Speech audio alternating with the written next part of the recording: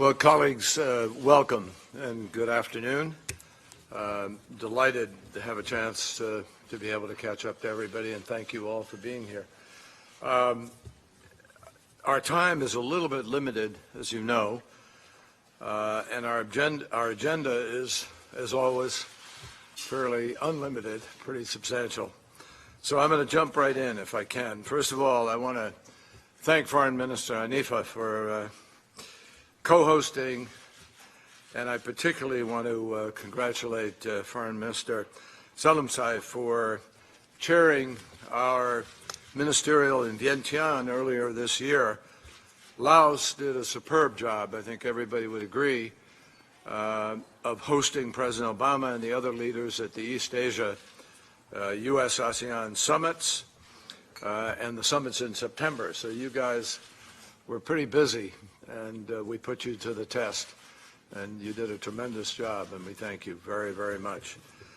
The heart of my message today is pretty straightforward. The United States views Asia as increasingly important, and ASEAN is an increasingly important, influential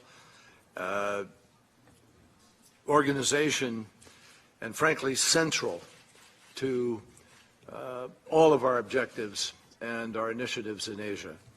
And that's why President Obama was the first United States president to meet together with all of the ASEAN leaders.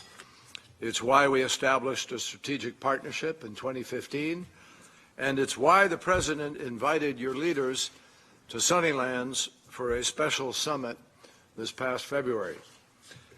All of that was groundbreaking, and all of that has made a difference to the ability of ASEAN to speak with strength and with a common sense of direction. So the evidence of ASEAN's growing role is really all around us. We see it in our economic relationship, where U.S. investment in ASEAN countries has almost doubled in just the past 8 years.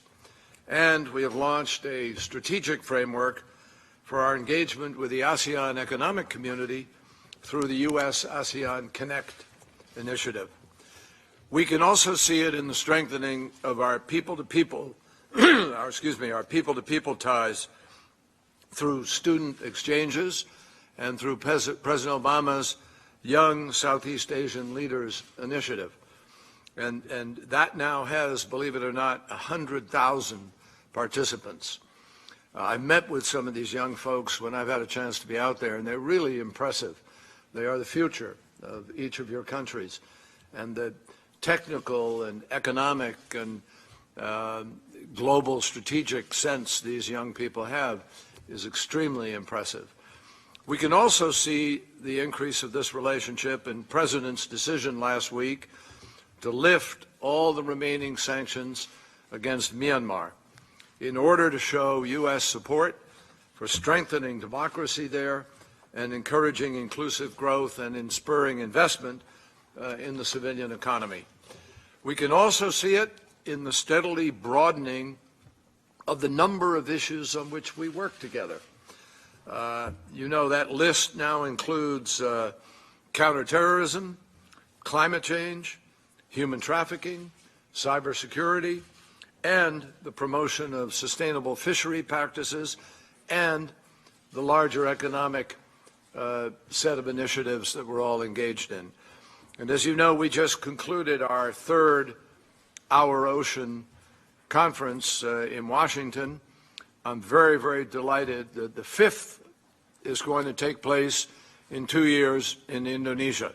And we're really delighted that Indonesia stepped up and wanted to take this responsibility on. Finally, let me just say that we can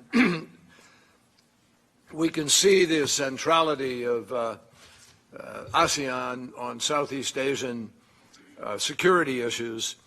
In the South China Sea, the United States believes that disputes over territorial integrity should be resolved peacefully and in accordance with clear legal principles and judgments, not by coercion. And we have an interest, and I believe a shared interest, in upholding international law and persuading all relevant nations to exercise restraint to reduce tensions. Now, ASEAN has a very clear role to play here in completing the good work of negotiating a meaningful code of conduct, in discouraging the militarization of outposts, and in respecting diplomatic and legal mechanisms. On North Korea, we also share very similar interests.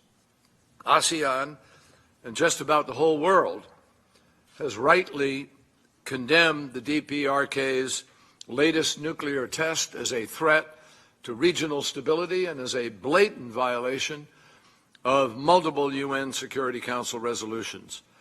The United States will do whatever is necessary to defend our own citizens and to honor our security commitments to our allies. So every country has a responsibility to cooperate in vigorously enforcing the sanctions that have been imposed by the UN Security Council.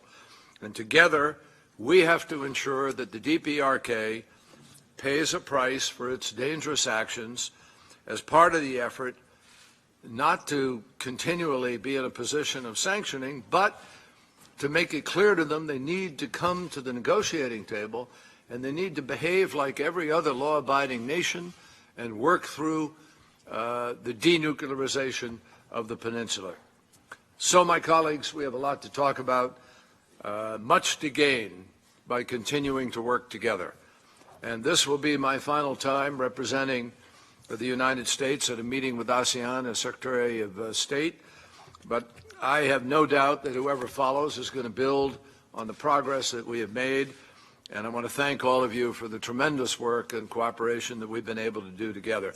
Next year, we will mark 40 years of the U.S.-ASEAN relationship, and I am absolutely confident that our work will become even more productive, and more united, more forceful, more impactful over the course of the years to come. So thank you very much.